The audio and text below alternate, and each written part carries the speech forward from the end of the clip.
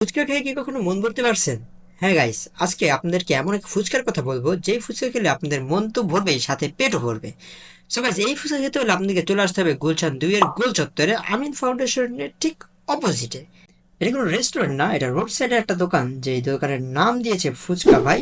So প্রতি plate দই ফুচকার দাম নিয়েছিল 100 টাকা করে। এই ফুচকা খেতে হলে আপনার একটা গুণ অবশ্যই থাকতে হবে, আর সেই গুণটা হচ্ছে ধৈর্য।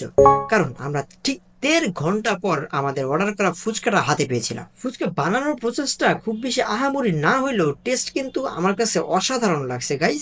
এত মানুষের ভিড় দেখা নিশ্চয়ই বুঝতেই পারতেছেন, আসলে টেস্ট তো খারাপ হওয়ার কথা না। হ্যাঁ গাইস, সো এদের যে দইটা ছিল, দইটা অসাধারণ লেভেলে ফ্রেশ ছিল এবং কি জোস লাগছে আমার খাইতে।